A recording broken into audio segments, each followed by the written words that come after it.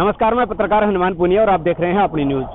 80 लाख रुपए की देनदारी को लेकर जो है बैंक ने करीब 1 महीने पहले एक प्रॉपर्टी पर ताला लगा दिया था, लेकिन उसके बाद जो व्यक्ति जिसकी प्रॉपर्टी पर यह ताला लगाया गया था वह जनता सरकार मोर्चा के संगठन के संपर्क में आया और उसके बाद कागजी कार्रवाई करने के उपरांत 6 अक्टूबर को उसने अपनी प्रॉपर्टी का जो ताला जो है वो लगा रखा था, बैंक की तरफ से लगाया गया था, उसको तोड़ दिया गया और उसके बाद जो है बैंक ने FIR दर्ज करवा दी। लेकिन 80 लाख रुपए की देनदारी और उसके बाद ताला तोड़ देना, यानी कि ड्यूटी मजिस्ट्रेट की मौजूदगी में ताला लगाया गया था, उसको एक आम आदमी जो है वो तोड़ देता है। तो उसके बाद जो धाराएं हैं वो एक धारणा बनी हुई है कि बहुत बड़ी धाराएं उस पर लग सकती है और उसका जो क्राइम है एक बड़ा समझा जाता है। लेकिन अब जो है ये कोई क्राइम, बड़ा क्राइम नहीं है। हालांकि कुछ 4-5 धाराएं लगी, लेकिन उसके बावजूद जो है वो उसकी जो जमानत है वो पुलिस थाने के अंदर ही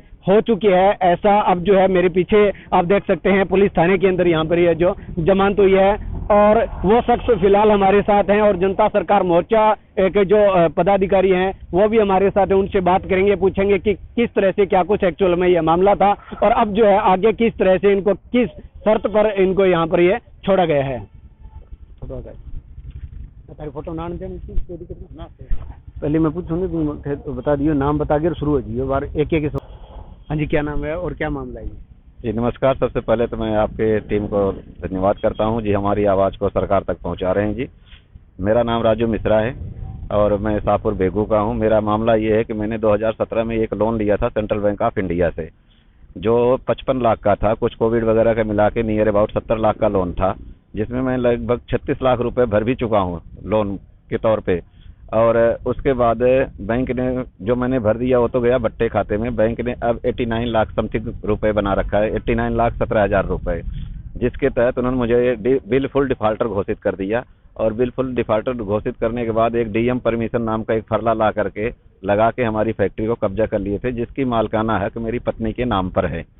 और जब मैंने उसके विषय में जनता सरकार मोर्चा से के संपर्क में आकर के मैंने बात किया तो जनता सरकार मोर्चा ने हमें कुछ दस्तावेज मुहैया कराए और हमारे साथ संघर्ष में सम्मिलित होने के लिए उन्होंने आश्वासन दिया कि आपकी हर संभव सहायता की जाएगी, जिसके तहत मैंने आवेदन भी दिया बैंक में कि आप हमारे इन दस्तावेजों का आधार पर हमें जवाब दीजिए और अपने पैसे लीजिए।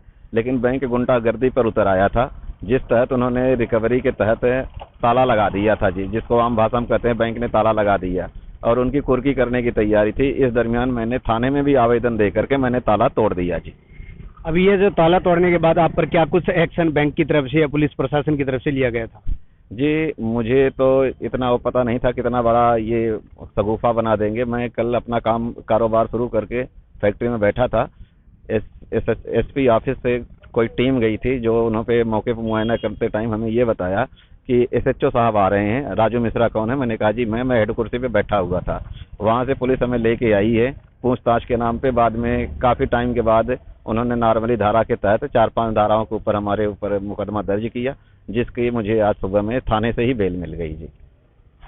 तो अभी जनता सरकार मोर्चा के जो पदाधिकारी वो हमारे साथ हैं, उनसे हम बात करते हैं कि एक्चुअल में किस तरह से इन्होंने इनकी जो मदद की है, क्या कुछ इनके संगठन का उद्देश्य है।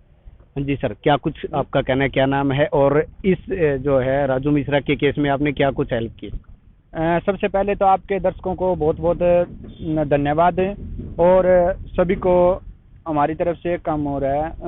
आपका जो न्यूज़ चैनल है उसको भी बहुत बहुत बधाई, जो इतनी निडरता से आप इस को सरकार को पहुंचाने के लिए इतना विचार बंद होके और बेबाक पर पत्रिका करते हो आप। ठीक है, ये बात ऐसी थी कि बैंक हमारे साथ में कर रहे हैं फ्रॉड। पहले मैं मेरा नाम बताता हूँ। मेरा नाम है राजेश कुमार, मेरा नंबर है 98-125-07-002, हिसार जिला। ये बैंक जो हमारे साथ में फ्रॉड कर रहे हैं और हमारे पास में ऐसे लीगल दस्तावेज है जो कि इनके इतने पर्दे उखाड़ दिए, करीबन 200 ताले हरियाणा के अंदर टूट चुके हैं अभी तक। और एक ही कार्रवाई होती है, पुलिस वालों के अंदर कार्रवाई ये देते हैं भाई छोटी मोटी दिया, शांति भंग कर दी और कर दी, और ये नाम नहीं लेते हैं कि इन्होंने बैंक का कुछ भी नाम अंदर नहीं आने देते हैं भाई बैंक फ्रॉड कर रहा है। सिर्फ वो अपने आप है पुलिस के ऊपर। ये तो हम बार बार कहते हैं भाई कोर्ट में कम और हमें लेके जाओ। कोर्ट में जब बार बार बैंक आएगा तो वहाँ हम पोल खोलेंगे भी किसका दोष है और क्या ये फ्रॉड कर रहे हैं। अब इसके इनके मामले में क्या कुछ आपने मदद की है? क्या इनको फिर दस्तावेज मुहैया करवाए गए और इन्होंने आवेदन दिया। आवेदन देने के बाद में इन्होंने कोई कार्रवाई नहीं की, ना कोई लीगल जवाब दिया। तो इन्होंने अपना कब्जा वापस अपने ले लिया और अपनी कार्रवाई स्टार्टिंग की, क्योंकि रोटी कपड़ा और मकान पे किसी का कब्जा नहीं होता। किस तरह के दस्तावेज से आपने इनकी मदद की है? क्या दस्तावेज है, थोड़ा विस्तार से बताएं। जो रुपया है उसका मानक होता है, उस मानक के तहत ही कोई चीज चलती है। रुपया क्या है, इस मानक को पढ़ने के लिए बैंकों का मायाजाल और भारतीय मुद्रा का इतिहास पढ़ना पड़ेगा सभी को। उसी के आधार पर सभी ये दस्तावेज बने हुए हैं और उसी के आधार पर ये कागज लगाए जाते हैं। और बैंक पैसा नहीं दे रहे, बैंक कर रहे हैं फ्रॉड। 2 रुपए से लेके 2000 तक के जितने नोट हैं वो सभी फ्रॉड है। आप बैंक के अंदर लेके 100 रुपए जाओ और उसको बोलो, या 2000 का नोट अभी बंद कर रहे हैं तो उनको बोलो भी ये 2000 रुपए आपकी जो कागज की चिट है ये पकड़ो, क्योंकि इसके ऊपर लिखा हुआ है मैं 2000 रुपए अदा करने का वचन देता हूँ। तो बैंक मैनेजर को जाके बोलो कि मुझे मेरा असली रुपया चाहिए, तो आपको सब समझ में आ जाएगा असली रुपया है क्या और बैंक कहाँ फ्रॉड कर रहे हैं।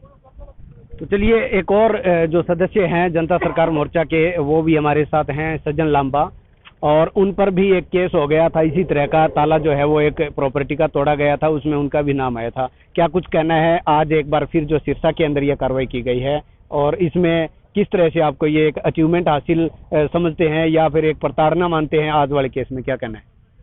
सभी भाइयों को आपका मैं आभार व्यक्त करता हूं कि आप जनता की बेबाक आवाज़ उठा रहे हैं। आपकी टीम और आपको बहुत बहुत धन्यवाद। इसके अंदर क्या हुआ भाई साहब कि हमने बैंक आरबीआई के खिलाफ वो आरटीआई लगाई। आरटीआई में हमें पता चला कि हमारा असली जो रुपया है वो